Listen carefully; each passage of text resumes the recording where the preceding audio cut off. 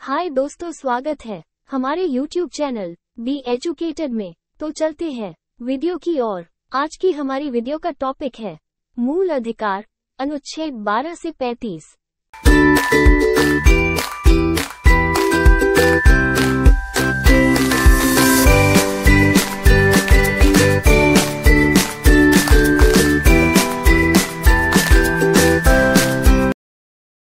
केवल भारतीय नागरिकों को प्राप्त अधिकार जो हैं हमारे वो है अनुच्छेद 15, 16, अनुच्छेद 19, अनुच्छेद 32, अनुच्छेद 30। वीडियो क्लियर दिख रही है दोस्तों? तो चलते हैं वीडियो के आगे की ओर।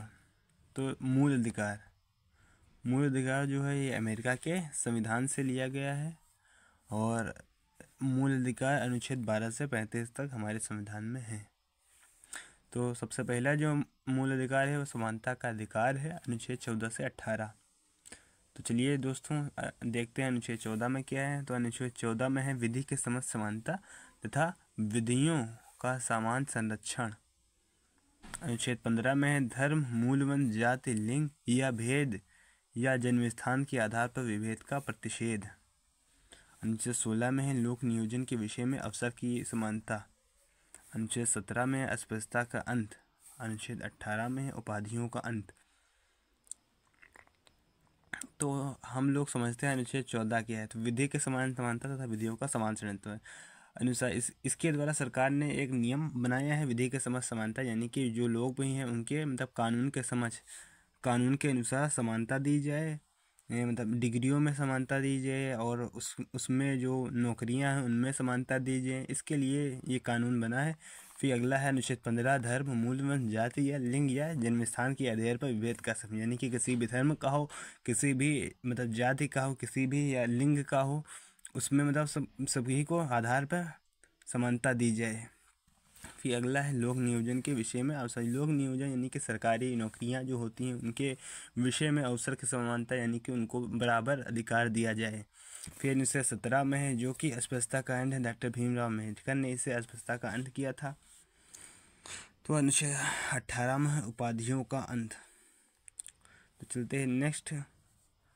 दूसरा हमारा स्वतंत्रता का अनुच्छेद 19 से 22। अनुच्छेद 19 में भाषण और अभिव्यक्ति की स्वतंत्रता, सम्मेलन की स्वतंत्रता, संगम की स्वतंत्रता और कहीं भी सर्वत्र आने जाने और कहीं भी निवास करने की स्वतंत्रता, वित्त एवं व्यापार की स्वतंत्रता है। तो इसमें 6 प्रकार की स्वतंत्रताएं हमारी सम्मिलित हैं। कई बार एग्जाम में पूछा भी जाता है कि स्वतंत्रता कितने प्रकार की होती है, तो हमारी 6 प्रकार की होती है। तो इसमें ये क्लियर हो जाता है।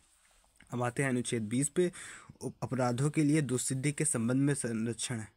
तो यहाँ पे एक वो है अपराधों के लिए दोषसिद्धि के संबंध में संरक्षण। अनुच्छेद 21 में देखते हैं जीवन तथा व्यक्तिगत स्वतंत्रता का अधिकार। अनुच्छेद 21 का में है शिक्षा का अधिकार, जो कि 46वां संविधान संशोधन सन 2002 में पारित हुआ। ये अधिकार लागू 2010 में हुआ। 6 से 14 वर्ष के बालकों के लिए निःशुल्क अनिवार्य शिक्षा, इसके अंदर ये प्रावधान भी है। अनुच्छेद 22 में गिरफ्तारी तथा निरोध से संरक्षण। फिर तीसरा जो हमारा सोशल के विरुद्ध अधिकार, अनुच्छेद 23 से 24। अनुच्छेद 23 में मानव व्यापार, बलात्कार, बंधुआ मजदूरी नहीं करा सकती। इसके अंतर्गत ये कहा गया है कि मतलब 14 वर्ष से कम उम्र का अगर कोई बालक है तो इसे मतलब बंधुआ मजदूरी या बलात्कार, यानी कि उससे कम के मतलब बच्चे को मजदूरी नहीं करा सकती। अगर कराई है, अगर पकड़ लिए गए तो उसके लिए जुर्माना भी है। अनुच्छेद 24 में आते हैं 14 वर्ष के कम उम्र के बच्चों के कारखाने आदि में कार्य करने पर रोक। अनुच्छेद 24 और 23 यही कहता है। फिर आ जाएंगे चौथे पे धार्मिक स्वतंत्रता का अधिकार, अनुच्छेद 25 से 28।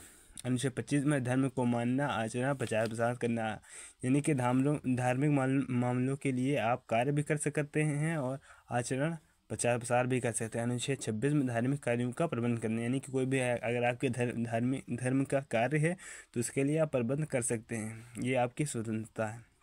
अनुच्छेद 27 में है धार्मिक कार्यों के लिए कर की व्यवस्था, यानी कि कोई भी अगर धार्मिक कार्य आप करवा रहे हैं तो उसमें चंदा भी मांग सकते हैं और अनुच्छेद 27 में धार्मिक कार्यों के लिए कर की व्यवस्था। अनुच्छेद 28 में है धार्मिक शिक्षा उपासना में उपस्थित होने की स्वतंत्रता, और ये आपके हक है कि आप किसी भी धार्मिक कार्य में जा सकते हैं, उसमें उपस्थित हो सकते हैं और उसमें भक्ति विभोर भी हो सकते हैं। अब आ जाते हैं 5वें पे, संस्कृति तथा शिक्षा संबंधी अधिकार। अनुच्छेद 29 से 30, तो इसमें अल्पसंख्यकों के हितों का संरक्षण है।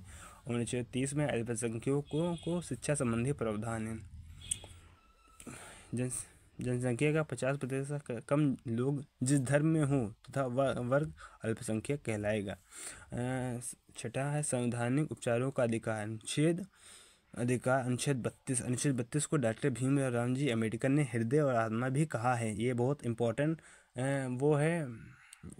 नोट है जो कभी कदार प्रश्नों में आता है। और अब देखते हैं हाई कोर्ट सुप्रीम कोर्ट की रिट अपील कितने प्रकार की होती है। तो ये 5 प्रकार की होती है। नंबर 1 पे है बंदे प्रत्याक्षीकरण, सेकंड पे है परमादेश यानी कि तुम्हें क्या अधिकार है, फिर तीसरा है प्रतिषेध यानी कि ऊपरी या निचला, चौथा उत्प्रेषण और 5वां अधिकार परीक्षण। तो आई होप अगर आपको वीडियो अच्छी लगी हो तो आप हमारे यूट्यूब चैनल को सब्सक्राइब और लाइक ज़रूर करिएगा। धन्यवाद।